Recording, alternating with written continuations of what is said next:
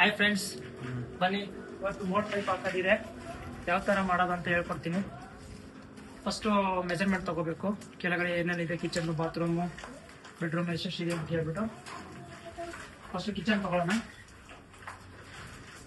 Kitchen ಬಂದ್ಬಿಟ್ಟು ಒಂದೊಂದು ಥರ ಡಿಫ್ರೆಂಟ್ ಆಗಿರುತ್ತೆ. ನಮ್ಮದು ಒಂಥರ ಡಿಫ್ರೆಂಟ್ ಆಗಿರುತ್ತೆ. ಸೈಜ್ ಮೇಲೆ ಇದು ತೊಗೋಬೇಕು, ಮೆಜರ್ಮೆಂಟ್ ತೊಗೊಳ್ಳಿ. ಆಮೇಲೆ ಸಜ್ಜೆ ನೋಡಬೇಕು. ಸಜ್ಜೆ ಯಾವ ಕಡೆ ಇದೆ ಅಂತ, ಎಲ್ ಶೇಪ್ ಇದೆಯೋ, ಒಂದು ಸೈಡ್ ಇದೆಯೋ ಅಂತ ಫಸ್ಟ್ ನೋಡ್ಕೋಬೇಕು. ಇಲ್ಲ ಅಂದರೆ ಪಾಯಿಂಟ್ ಎಲ್ಲ ಉಲ್ಟಾ ಬಿಟ್ಟ ಆಗಿರ್ತವೆ. ಸಜ್ಜೆ ಎಷ್ಟಿದೆ ಅಂತ ಫಸ್ಟ್ ಮೆಜರ್ಮೆಂಟ್ ತೊಗೊಳ್ಳಿ. ನೆಕ್ಸ್ಟು ಬೆಡ್ರೂಮಲ್ಲಿ ಸಜ್ಜೆ ಯಾವ ಕಡೆ ಇದೆ ಅಂತ ನೋಡ್ಕೊಳ್ಳಿ. ನೆಕ್ಸ್ಟು ಬಾತ್ರೂಮ್ ಎಷ್ಟಿದೆ ಅಂತ ಮೆಜರ್ಮೆಂಟ್ ತೊಗೊಳ್ರಿ. ಸಜ್ಜೆ ಇದ್ದೀರಾ ಅದರಲ್ಲೂ ಮೈನಸ್ ಮಾಡಬೇಕಾಗುತ್ತೆ. ಫ್ರೆಂಡ್ಸ್, ಇವಾಗ ಮೆಜರ್ಮೆಂಟ್ ತಗೊಂಡಾಯ್ತು.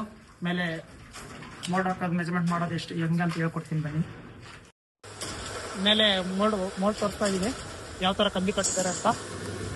ಆಮೇಲೆ ಬೆಡ್ರೂಮ್ ಯಾವುದು, ಕಿಚನ್ ಯಾವುದು ಅಂತ ಹೇಳ್ಬಿಟ್ಟು ಕನ್ಫ್ಯೂಸ್ ಆಗ್ತೈತೆ. ಕೆಳಗಡೆ ನೋಡ್ಕೊಂಡು ಬಂದಿದ್ದೀವಲ್ಲ, ಇವಾಗ ಕಿಚನ್ ಯಾವುದು, ಬೆಡ್ರೂಮ್ ಯಾವುದು ಅಂತ ಹೇಳಿ ಮಾಡ್ತೀನಿ ಮಾಡೋಣ ಬನ್ನಿ. ಫ್ರೆಂಡ್ಸ್, ಇವಾಗ ಮೋಲ್ಡ್ ಮೇಲೆ ಬಂದಿದ್ದೀವಿ. ಇವಾಗ ಬಾತ್ರೂಮ್ ಯಾವುದು, ಹಾಲ್ ಯಾವುದು, ಕಿಚನ್ ಯಾವುದು, ಬೆಡ್ರೂಮ್ ಯಾವುದು ಅಂತ ತೋರಿಸ್ಕೊಡ್ತಿದ್ದೀನಿ ಬನ್ನಿ. ಅದಾದಮೇಲೆ ಕಿಚನ್ನಲ್ಲಿ ಸಜ್ಜಾ ಯಾವ ಕಡೆ ಇರುತ್ತೆ, ಬಾತ್ರೂಮಲ್ಲಿ ಸಜ್ಜಾ ಯಾವ ಕಡೆ ಇರುತ್ತೆ, ಬೆಡ್ರೂಮಲ್ಲಿ ಸಜ್ಜಾ ಯಾವ ಕಡೆ ಇರುತ್ತೆ ಅಂತೆಲ್ಲ ಅಬ್ಸರ್ವ್ ಮಾಡಬೇಕು. ಇಲ್ಲಾಂದರೆ ರಾಂಗ್ ಆಗಿಬಿಡುತ್ತೆ ಪಾಯಿಂಟ್ಸ್ ಎಲ್ಲ. ಬನ್ನಿ, ಇವಾಗ ವಾಶ್ರೂಮಿಂದ ಸ್ಟಾರ್ಟ್ ಮಾಡ್ತೀನಿ.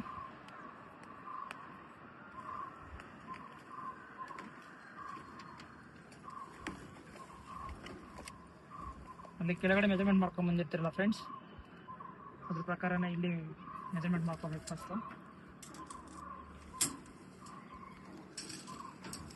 ಮೆಜರ್ಮೆಂಟ್ ತೋರಿಸು.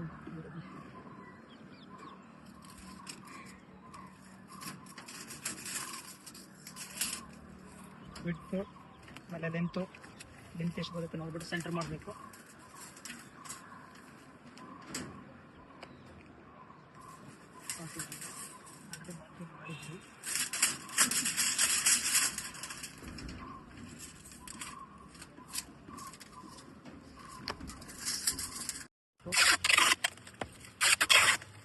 ಏನು ಪ್ಯಾಕಿಂಗ್ ಮಾಡ್ಬೇಕು ಅಂತ ಹೇಳ್ಬಿಟ್ಟು ನೀವು ಕಮೆಂಟ್ಸಲ್ಲಿ ತಿಳಿಸ್ತೀವಿ.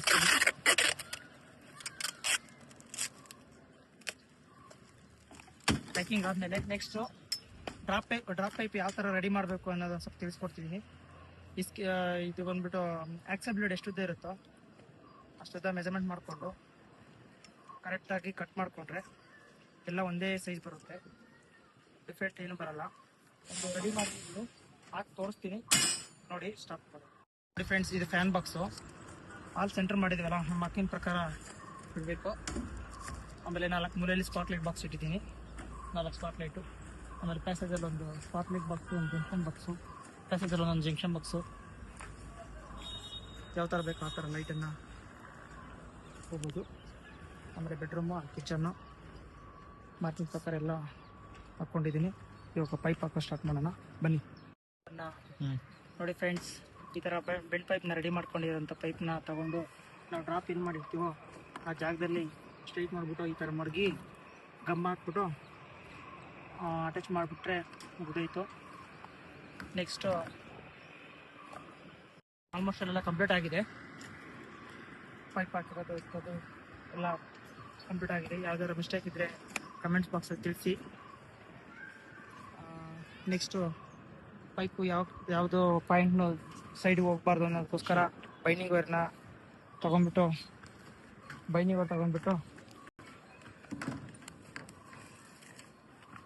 ಎಲ್ಲ ಬಾಕ್ಸ್ಗಳನ್ನ ಕಟ್ಕೊಂಡ್ಬಿಡ್ಬೇಕು. ಮಾರ್ಕ್ ಎಲ್ಲಿರುತ್ತೋ ಅಲ್ಲಿ ಕರೆಕ್ಟಾಗಿ ಸ್ಟ್ರೈಟ್ ಮಾಡಿಬಿಟ್ಟು ಸ್ಟ್ರೈಟಾಗಿ ಆಮೇಲೆ ಪ್ಯಾಕ್ ಹಾಕೊಂಡ್ಬಿಡ್ಬೇಕು.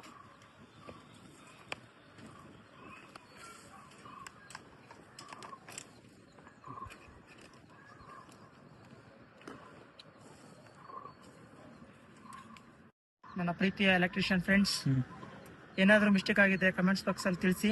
ಸಬ್ಸ್ಕ್ರೈಬ್ ಮಾಡಿ, ಶೇರ್ ಮಾಡಿ. ನಮಗೆ ಪಾರ್ಕಿಂಗ್ ಎಲ್ಲಿದೆ ಅಂತ ಪಾಯಿಂಟ್ ಹುಡ್ಕೋಕ್ಕೋಸ್ಕರ ಕಷ್ಟ ಆಗುತ್ತೆ ಅಂತ ಹೇಳ್ಬಿಟ್ಟು ಪೇಪರ್ ಆಗಲಿ, ನೆಕ್ಸ್ಟು ಪೇಂಟ್ ಆಗಲಿ, ಒಬ್ಬೊಬ್ಬರು ಒಂದೊಂದು ಥರ ಮಾಡ್ತಾರೆ. ಒಬ್ಬರು ಮಣ್ಣು ಇಡ್ತಾರೆ, ನಾನು ಪೇಪರ್ ಇಡ್ತಾ ಇದ್ದೀನಿ. ಬಾಕ್ಸ್ ಕೆಳಗಡೆ ಒಂದು ಪೇಪರ್ ಇಟ್ಟರೆ ಕೆಳಗಡೆ ಸೆಂಟ್ರಿಂಗ್ ತೆಗೆದ್ಮೇಲೆ ಕ್ಲಿಯರಾಗಿ ಕಾಣಿಸುತ್ತೆ. ನೋಡಿ ಫ್ರೆಂಡ್ಸ್, ಹಾಲಲ್ಲಿ ಟಿವಿ ಪಾಯಿಂಟ್ ಎಲ್ಲಿ ಬೇಕು ಅಂತ ಕೇಳ್ಬಿಟ್ಟು ಓನರ್ಗೆ ಆ ಟಿವಿ ಪಾಯಿಂಟ್ ಹತ್ರ ಒಂದು ಪೈಪ್ನ ರೈಸಿಂಗ್ ಮಾಡ್ಕೋಬೇಕು. ಯಾಕಂದರೆ ಫ್ರೆಂಡ್ಸ್ ಏನು ಮಾಡ್ತಾರೆ ಅಂದರೆ ವಾರಲ್ಲಿ ತೂತಿಟ್ಬಿಟ್ಟು ಕೇಬಲ್ಗೆ ಇದು ಮಾಡ್ತಾರೆ. ಆ ಥರ ಮಾಡೋದ್ರಿಂದ ತುಂಬ ಅಸಹ್ಯವಾಗಿ ಕಾಣ್ತಿರ್ತೈತಿ, ನೀಟ್ನೆಸ್ ಆಗಿ ಬರಲ್ಲ. ಅದಕ್ಕೆ ಏನು ಮಾಡ್ತೀವಿ, ಈ ಥರ ರೈಸಿಂಗ್ ಮಾಡಿಸ್ಬಿಟ್ಟು ವಾಲಲ್ಲೇ ಗ್ರೂ ಮಾಡಿ ತೊಗೊಂಡು ಹೋಗ್ಬೇಕು. ನೆಕ್ಸ್ಟ್ ಬಾಟಮಿಂದ ಟಾಪ್ವರೆಗೂ ಒಂದು ಪೈಪ್ ರೈಸ್ ಮಾಡ್ಕೊಂಡು ಬಂದಿರ್ತೀವಿ. ಅದು ಸೆನ್ಸರ್ಗೋಸ್ಕರ, ಮೇನಿಂದ ಒಂದು ಸೆನ್ಸರ್ಗೋಸ್ಕರ ಟ್ಯಾಂಕಲ್ಲಿ ಬರುತ್ತೆ, ಅದು ನೋಡ್ಕೊಂಡು ರೈಸ್ ಮಾಡ್ಕೋಬೇಕು.